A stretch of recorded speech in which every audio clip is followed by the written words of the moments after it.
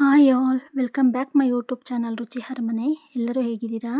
ಇವತ್ತು simple and ಟೇಸ್ಟಿಯಾಗಿ capsicum rice ಯಾವ ಥರ ಮಾಡೋದು ಅನ್ನೋದನ್ನು ತೋರಿಸ್ತಿದ್ದೀನಿ.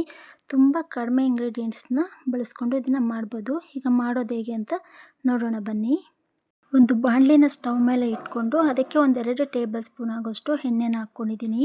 ಮತ್ತು ಅದಕ್ಕೆ 1/4 ಟೀ ಸ್ಪೂನಷ್ಟು ಸಾಸಿವೆ ಮತ್ತು 1/4 ಟೀ ಸ್ಪೂನಷ್ಟು ಜೀರಿಗೆನೂ ಸಹ ಹಾಕಿದ್ದೀನಿ.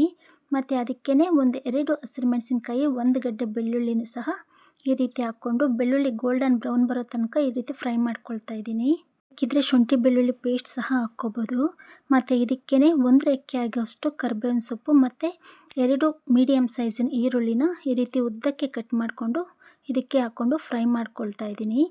ಈರುಳ್ಳಿ ಸ್ವಲ್ಪ ಗೋಲ್ಡನ್ ಬ್ರೌನ್ ಬರೋ ತನಕ ಚೆನ್ನಾಗಿ ಫ್ರೈ ಮಾಡ್ಕೋಬೇಕು.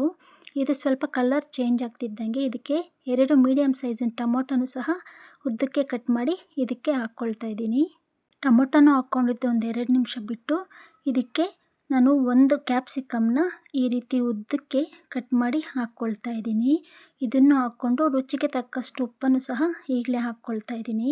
ಇವೆರಡನ್ನೂ ಚೆನ್ನಾಗಿ ಸಾಫ್ಟ್ ಆಗೋ ತನಕನೂ ಈ ರೀತಿ ಫ್ರೈ ಮಾಡ್ಕೋಬೇಕು. ಆದಷ್ಟು ಲೋ ಫ್ಲೇಮಲ್ಲೇ ಫ್ರೈ ಮಾಡ್ಕೋಬೇಕು. ಒಂದು 5 ನಿಮಿಷ ಲಿಡ್ಡನ್ನು ಕ್ಲೋಸ್ ಮಾಡಿ ಮಧ್ಯ ಮಿಕ್ಸ್ ಮಾಡ್ಕೊಳ್ತಾ ಫ್ರೈ ಮಾಡಿಕೊಂಡ್ರೆ ಈ ರೀತಿ ಫ್ರೈ ಆಗಿರುತ್ತೆ. ಈಗ ನಾವು ಇದಕ್ಕೆ ಹಾಗಾಗಿ ಮಸಾಲ ಸ್ಪೈಸಸ್ನ ಹಾಕ್ಕೊಳ್ಳೋಣ. ಇದಕ್ಕೆ ಒಂದು ಅರ್ಧ ಸ್ಪೂನಷ್ಟು ಸಾಂಬಾರು ಪುಡಿ, ಒಂದು ಅರ್ಧ ಸ್ಪೂನಷ್ಟು ಚಿಲ್ಲಿ ಪುಡಿ, ಒಂದು ಅರ್ಧ ಸ್ಪೂನಷ್ಟು ಧನಿಯಾ ಪುಡಿ, ಒಂದು ಅರ್ಧ ಸ್ಪೂನಷ್ಟು ಗರಂ ಮಸಾಲ ಅಥವಾ ಚಿಕನ್ ಮಸಾಲ, ಒಂದು 1/4 ಸ್ಪೂನು ಅರಿಶಿನನೂ ಹಾಕ್ಕೊಳ್ಳೋಣ. ಇಷ್ಟನ್ನು ಇದಕ್ಕೆ ಹಾಕ್ಕೊಂಡು ಲೋ ಫ್ಲೇಮಲ್ಲಿ ಒಂದ್ಸಲ ಚೆನ್ನಾಗಿ ಮಿಕ್ಸ್ ಮಾಡ್ಕೋಬೇಕು. ಚಿಕನ್ ಮಸಾಲ ಅಥವಾ ಗರಂ ಮಸಾಲ ಎರಡರಲ್ಲಿ ಯಾವುದಾದ್ರೂ ಒಂದು ಹಾಕ್ಕೋಬೇಕು. ಈಗ ಇಷ್ಟನ್ನು ಹಾಕ್ಕೊಂಡು ಒಂದ್ಸಲ ಮಿಕ್ಸ್ ಮಾಡಿದ್ರೆ ನಮಗೆ ಕ್ಯಾಪ್ಸಿಕಮ್ ಗೊಜ್ಜು ರೆಡಿಯಾಗಿರುತ್ತೆ. ಇದಕ್ಕೆ ಲಾಸ್ಟಲ್ಲಿ ಒಂದು ಅರ್ಧ ನಿಂಬೆಹಣ್ಣನ್ನು ತಗೊಂಡು ಇದಕ್ಕೆ ಹಾಕ್ಕೊಳ್ಳೋಣ. ನಿಂಬೆಹಣ್ಣಿನ ಬದಲು ಹುಣಸೆಹಣ್ಣಿನ ರಸ ಬೇಕಿದ್ದರೂ ಹಾಕ್ಕೋಬೋದು. ಎಲ್ಲ ಹಾಕ್ಕೊಂಡು ಒಂದ್ಸಲ ಮಿಕ್ಸ್ ಮಾಡಿ ಲಾಸ್ಟಲ್ಲಿ ಕೊತ್ತಂಬರಿ ಸೊಪ್ಪನ್ನು ಸಹ ಹಾಕ್ಕೊಳ್ತಾ ಇದ್ದೀನಿ. ಈಗ ಮೊದಲೇ ಮಾಡಿ ಇಟ್ಕೊಂಡಿರುವಂಥ ಅನ್ನನೂ 1 ಬಟ್ಲಾಗೋಷ್ಟು ತಗೊಂಡು ನಾನು ಇದಕ್ಕೆ ಹಾಕ್ಕೊಂಡು ಮಿಕ್ಸ್ ಮಾಡ್ಕೊಳ್ತಾ ಇದ್ದೀನಿ. ಅನ್ನನ ಮುಂಚೆನೇ ಮಾಡಿ ಇಟ್ಕೊಂಡಿರಬೇಕು. ನಿಮಗೆ ಗೊಜ್ಜು ಕಡಿಮೆ ಬೇಕಂದರೆ ಕಡಿಮೆ ಹಾಕ್ಕೋಬೋದು ಅಥವಾ ಜಾಸ್ತಿ ಬೇಕಂದ್ರೂ ಜಾಸ್ತಿನೂ ಹಾಕ್ಕೋಬೋದು.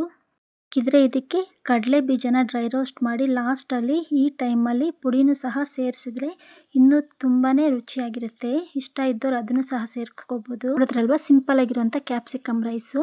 ನೀವು ಒಂದ್ಸಲ ಟ್ರೈ ಮಾಡಿ ಹೇಗಿತ್ತು ಅಂತ ನನಗೆ ಕಾಮೆಂಟ್ ಮಾಡಿ. ಸಬ್ಸ್ಕ್ರೈಬ್ ಆಗೋದು ಮಾತ್ರ ಮರಿಬೇಡಿ. Thank you.